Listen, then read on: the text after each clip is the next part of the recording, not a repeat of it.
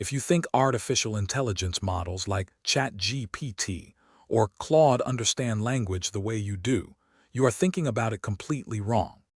They do not read words, they do not comprehend sentences, and they have never seen a letter.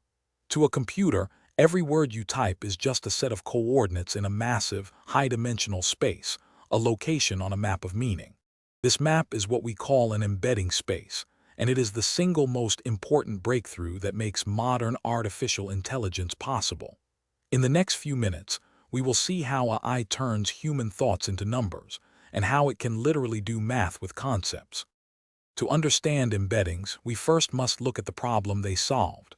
Computers speak in numbers, not letters. For decades, the standard way to feed them words was a method called one-hot encoding. Imagine we have a vocabulary of 5 words: cat, dog, apple, banana, and car.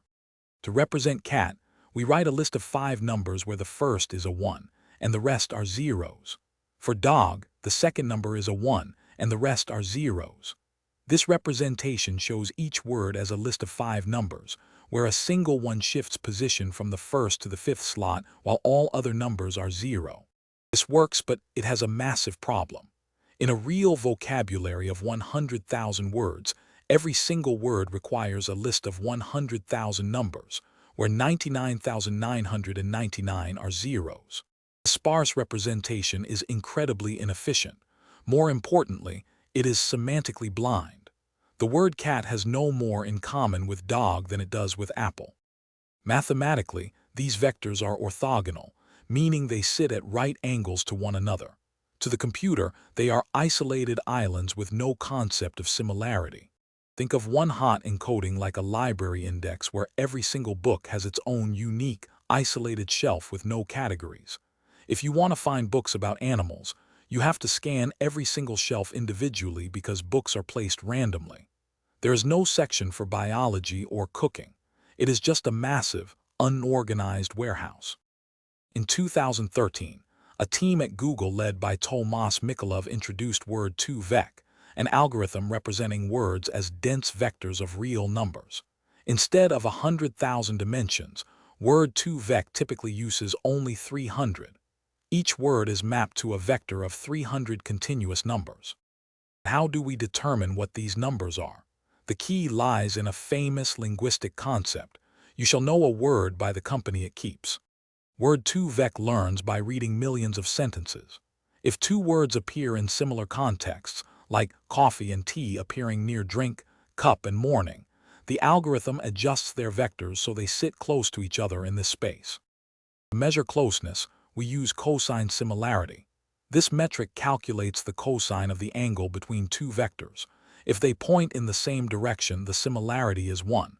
If they are perpendicular, it is 0. If they point in opposite directions, it is -1.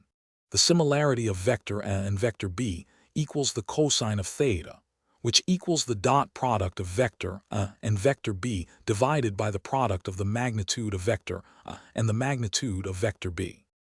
In algebraic terms, this is the sum of a sub I times B sub I from I equals 1 to D, divided by the square root of the sum of a sub I squared from I equals 1 to D, times the square root of the sum of B sub I squared from I equals 1 to D. Here, A and B are d-dimensional embedding vectors. A dot B is their dot product, and the magnitude of A and the magnitude of B are their Euclidean norms, or magnitudes. Let us trace a simple 2-dimensional example. Suppose we have 2 simplified word vectors. Vector A equals coordinates 3, 4, and vector B equals coordinates 4, 3. First, we calculate their dot product. Vector A dot vector B equals 3 times 4 plus 4 times 3, which equals 12 plus 12, which equals 24. Next, we calculate the magnitude of each vector. The magnitude of vector A equals the square root of 3 squared plus 4 squared, which is the square root of 9 plus 16, which equals 5. The magnitude of vector B equals the square root of 4 squared plus 3 squared, which is the square root of 16 plus 9, which equals 5. Now we divide the dot product by the product of their magnitudes. The similarity of vector A and vector B equals 24 divided by 5 times 5, which equals 24 divided by 25, which equals 0.96. A similarity score of 0.96 is extremely close to 1.0, meaning these vectors point in nearly the same direction, confirming they are semantically related. Because words are represented as coordinates, we can perform math on them. The most famous example is the royal equation. Subtracting the vector for man from king and adding woman yields a vector closest to queen. Why does this work?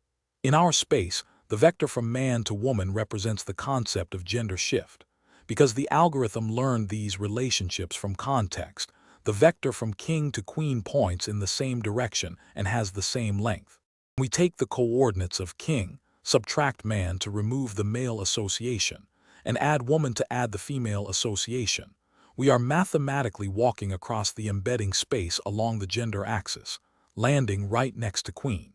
The vector of king minus the vector of man plus the vector of woman approximately equals the vector of queen, where each vector is a dense representation of the word in a 300-dimensional space. Let us examine this in the table, which represents a simplified three-dimensional slice of space tracking royalty, masculinity, and femininity.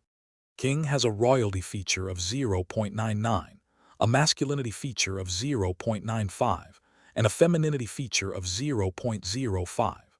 Queen has a royalty feature of 0.99, a masculinity feature of 0.05, and a femininity feature of 0.95.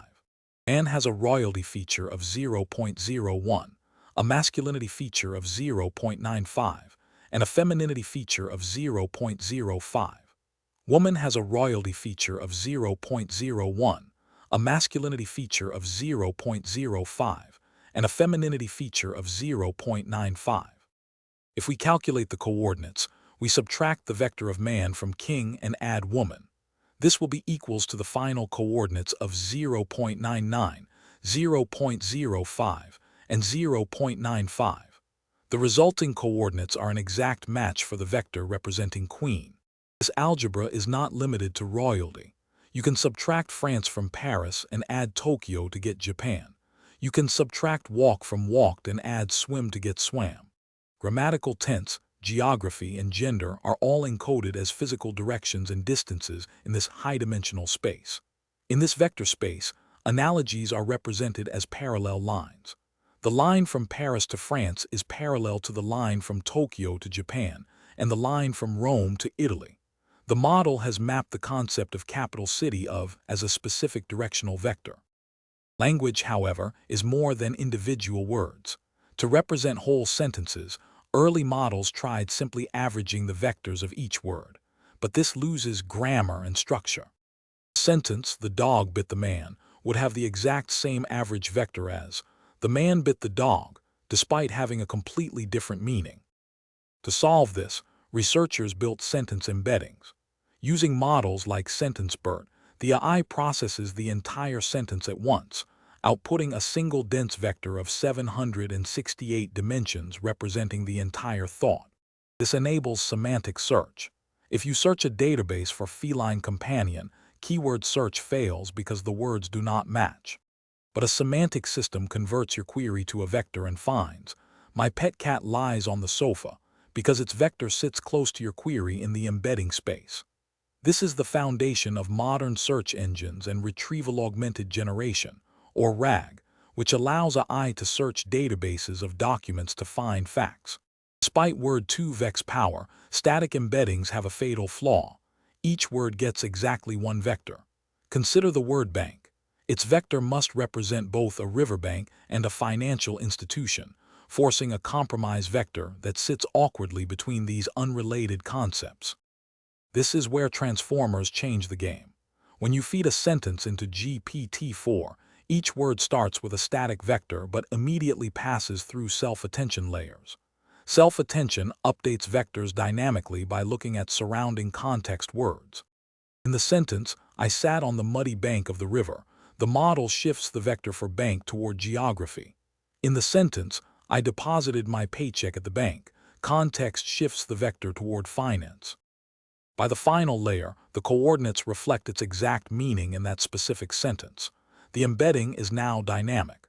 In the self-attention mechanism, we compute query, key, and value matrices.